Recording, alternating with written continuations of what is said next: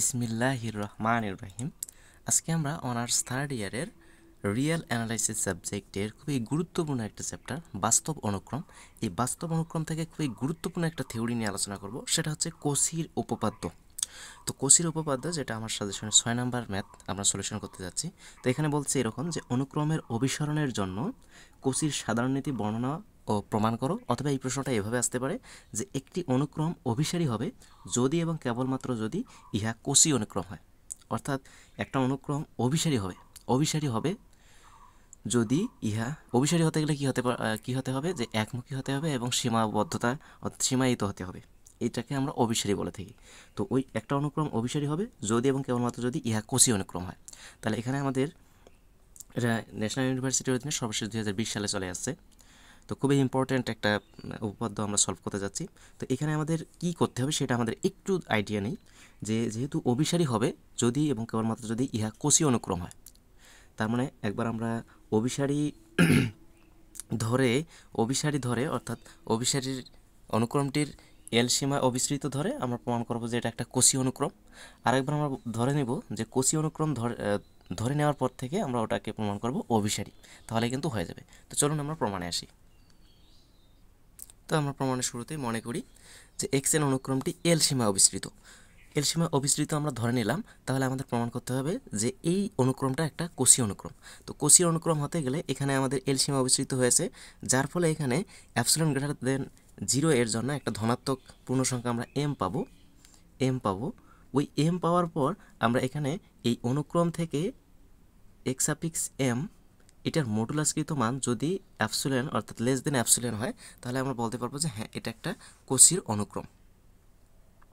Less than epsilon অথবা less than epsilon যদি হয়, তাহলে আমরা বলে দিতে পারবো যে ইহা একটা কোসির অনুক্রম। তার মানে এই রকম আকারে আমাকে নিয়ে আসতে হবে। তাহলে এখন আমরা বলতে পারি তাহলে প্রত্যেক অ্যাপসিলন গ্রেটার দেন 0 এর জন্য একটি ধনাত্মক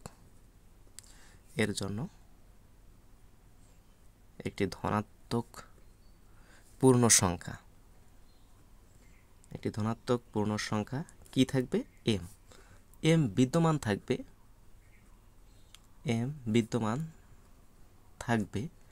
কখন বিদ্যমান থাকবে, যেন কি হবে, এক্স এন মাইনাস, অর্থাৎ ওই অনুক্রমটা থেকে ওই সীমাটা আমরা যদি বিয়োগ করে তার মডুলাসকৃত মান করি, সেটা লেস দেন অ্যাপসিলন বাই 2, অর্থাৎ লেস দেন অ্যাপসিলন বাই 2 এর মতো হতে হবে, এবং যেখানে for all n greater or equals to m হয়। এখানে অ্যাপসিলন বাই 2 এজন্যই হলো কারণ এখানে আমরা দুইটা মান নিয়ে আমরা কাজ করবো, এজন্যই আমরা অ্যাপসিলন বাই 2 ধরলাম। ওকে, এখন এন ইকুয়াল এম হয়, এখানে যেহেতু এন এর মান এম এর সমান অথবা এম এর চেয়ে বড়, তো আমরা এখানে এন ইকুয়াল এম ধরলাম। তো এন ইকুয়াল এম হলে আমরা পাই, আমরা কি পাবো একটু আমরা লক্ষ্য করি। এন ইকুয়াল যদি এম হয় তাহলে আমরা কি পাবো, এই যে এন এর জায়গায় আমরা এম বসাবো জাস্ট। তো এখানে আমরা যদি বসাই x suffix m minus l modulus less than epsilon by 2। তো এটা হলো, ফলে আমরা লিখতে পারবো কি, আমাদের টার্গেট হচ্ছে x suffix n minus x suffix m এই আকারে নিয়ে আসা, অর্থাৎ এটা লেস দেন অ্যাপসিলন নিয়ে আসা।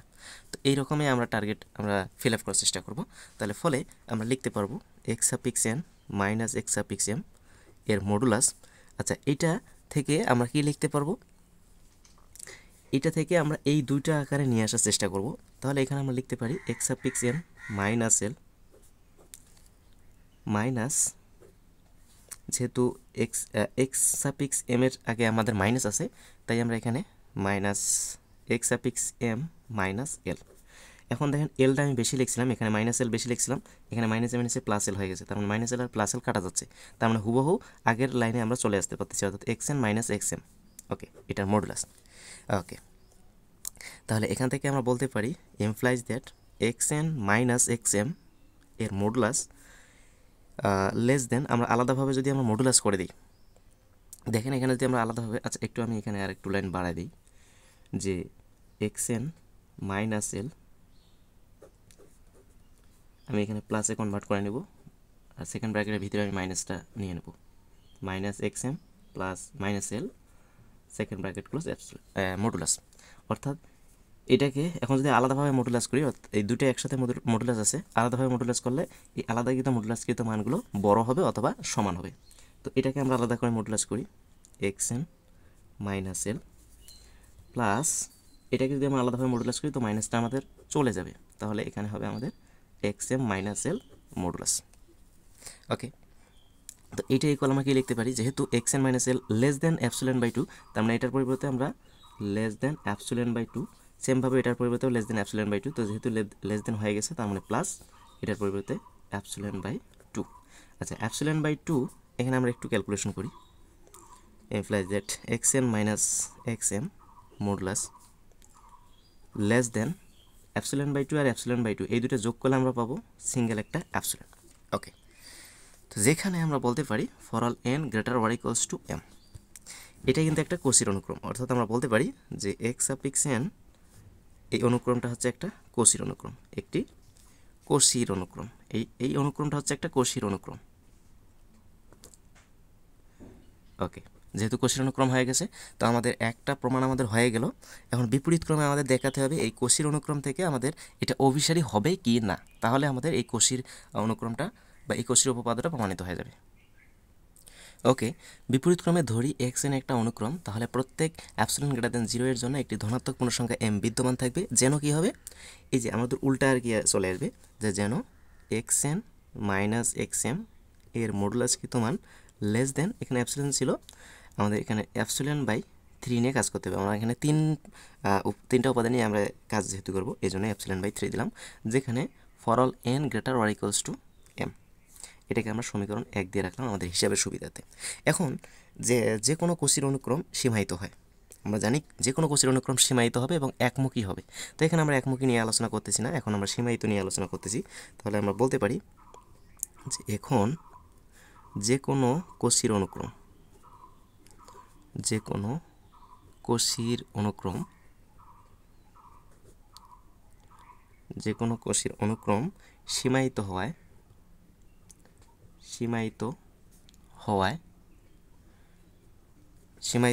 কি হবে, যে এক্সএন অনুক্রমটিও কি হবে, সীমায়িত হবে, এক্সএন অনুক্রমটিও সীমায়িত হবে। তো আশা করি আমরা এতটুকু বুঝতে পারছি। তো অনুক্রমটা সীমায়িত হয়েছে, খুব ভালো কথা। ফলে বোলজানো-ভায়াস্ট্রাসের উপপাদ্য অনুসারে এক্সএন অনুক্রমের একটা সীমাবিন্দু এল আছে। বোলজানো-ভায়াস্ট্রাসের উপপাদ্য অনুসারে এই এক্সএন অনুক্রমটার একটা সীমাবিন্দু তাহলে কি থাকবে, এল থাকবে, যেহেতু অসীমায়িত হয়েছে তার মানে ওর একটা সীমাবিন্দু এল আছে। আবার সীমাবিন্দুর সংজ্ঞানুসারে এল এর প্রত্যেক প্রতিবেশ এক্সএন অনুক্রমের অসংখ্য পদ ধারণ করে। সেক্ষেত্রে এমন একটি ধনাত্মক পূর্ণসংখ্যা আমরা কে পাবো যেখানে কেটা হবে এম এর চেয়ে বড়, সেই ক্ষেত্রে আমরা কি লিখতে পারবো। আবার সীমাবিন্দুর সংজ্ঞানুসারে এল এর প্রত্যেক প্রতিবেশ এক্স এন অনুক্রমের অসংখ্য পদ ধারণ করবে। তো ওই অসংখ্য পদ ধারণ করে, খুব ভালো কথা। সেক্ষেত্রে এমন একটা ধনাত্মক পূর্ণসংখ্যা আমরা কে ধরলাম যেটা কে এর মান এম এর চেয়ে বড় পাওয়া যাবে, যেন কে এর মান এম এর চেয়ে বড় কখন পাওয়া যাবে, যখন আমরা লিখতে পারবো যে এক্স কে, এই অনুক্রমটার এখানে এক্স এন ছিল, এখানে একটু চেঞ্জ হয় এক্স কে মাইনাস এল এর মডুলাসকৃত মান লেস দেন অ্যাপসিলন বাই 3। ওকে, যেহেতু আমরা এখন বলতে পারি, এখন আসতে পারি আমরা, যেহেতু কে গ্রেটার দেন এম, তাহলে আমরা সমীকরণ 1 হতে পাবো। তাহলে আমরা সমীকরণ 1 হতে আমরা কি পাবো, একটু আমরা দেখি আইডেন্টিফাই করার চেষ্টা করি। সমীকরণ 1 হতে আমরা কি পাবো, সমীকরণের 1 ছিল আমাদের এক্সএন মাইনাস এক্সএম, অর্থাৎ এদিকে অসমতার বাম পাশে ছিল এক্সএন মাইনাস এক্সএম। তো যেহেতু এখানে এম এর চেয়ে কে বড়, সেক্ষেত্রে আমরা লিখতে পারবো কি, তাহলে এক্সএন এর পরিবর্তে আমরা এখানে এক্স কে লিখতে পারতেছি। তাহলে আমরা বলতে পারি যে এক্স কে মাইনাস এক্স এম, যেহেতু এম এর চেয়ে কে বড় তাহলে অবভিয়াসলি এক্স কেটা বড় হবে এম এর চেয়ে, তাহলে এটার মডুলাস লেস দেন আমাদের কি হবে অ্যাপসিলন বাই 3। ওকে, এতটুকু আমরা পাইলাম। এখন আমরা এই তিনটা থেকে যেভাবে হোক xn মাইনাস এল অর্থাৎ এটার মডুলাস কৃত মান লেস দেন অ্যাপসিলন নিয়ে আসা লাগবে। এটা আমরা প্রমাণ করার চেষ্টা করবো এখন যেভাবে হোক। তো এখন আমরা আসি।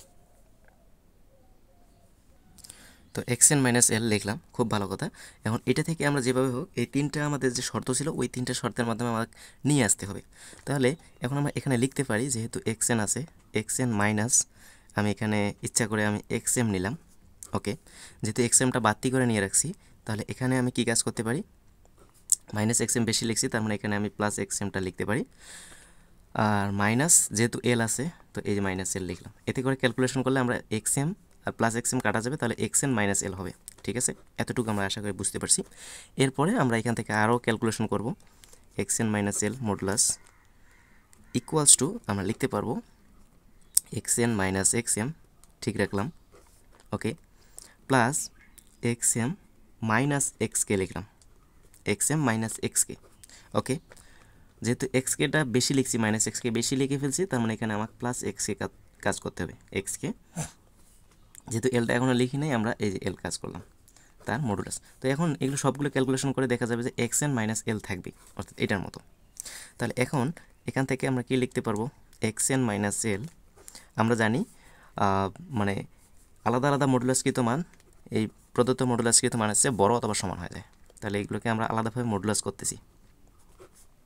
ওকে, xn minus xm plus xm minus xk modulus plus xk minus l modulus. Okay, তো এখন আমরা এখানে কি পেতে পারি, xn মাইনাস এল মডুলাস। আচ্ছা, এই যে xn মাইনাস xm এটার মানে কিন্তু লেস দেন অ্যাপসিলন বাই 3 ছিল, less than single less than ছিল, লেস দেন অর ইকুয়াল ছিল না, কিন্তু এরকম ছিল না, লেস দেন ছিল। তার মানে এটার মান যদি লেস দেন অ্যাপসিলন বাই 3 হয়, এটারও মান কিন্তু লেস দেন অ্যাপসিলন বাই 3, যেহেতু আমরা লেস দেন দিয়েই ফেলছি তো প্লাস অ্যাপসিলন বাই 3। এটারও মান কিন্তু একটু আগে আমরা দেখলাম প্লাস অ্যাপসিলন বাই 3। ওকে, যেখানে for all n greater or equals two এইখানে হয়ে যাবে কে, কেননা কে এর চেয়ে বড় অথবা সমান এন এর মানটা। তো এখন আমরা এখানে ক্যালকুলেশন যদি করি, xn minus l modulus less than epsilon by 3 plus epsilon by 3 plus epsilon by 3, এই তিনটা যোগ করলে আমরা পাবো 3 অ্যাপসিলন বাই 3। 3 কাটা গেলে সিঙ্গেল আমরা অ্যাপসিলন পাবো, যেখানে for all n greater or equals to k. ফলে এটা থেকে আমরা কী সিদ্ধান্ত নিতে পারি, দেখো এটা একটা আমাদের অনুক্রম হয়ে গেছে যেটা ওই অভিসারী অনুক্রমের সমান। ফলে আমরা বলতে পারি যে xn অনুক্রমটি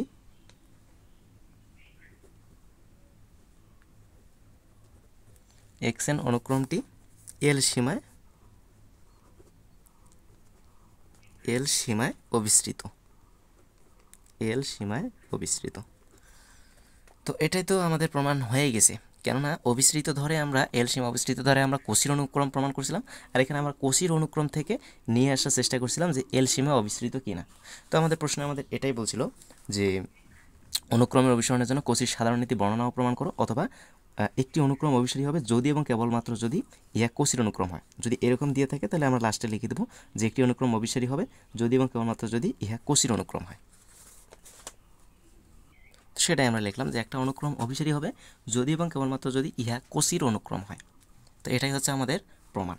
তো আশা করি আমরা এই কোসির সাধারণ নীতি বর্ণনা ও প্রমাণ বা একটি অনুক্রম অভিসারী হবে যদি এবং কেবলমাত্র যদি ইহা কোসির অনুক্রম হয়, অর্থাৎ একই প্রশ্ন। আশা করি এই প্রশ্নটা আমরা খুব ভালো করেই বুঝতে পারছি। যদি এরপরে যদি কারো কোথাও কোনো ধরনের বুঝতে সমস্যা হয়ে থাকে তাহলে অবশ্যই কমেন্ট করে জানাবেন। সাথেই থাকুন, ধন্যবাদ সবাইকে।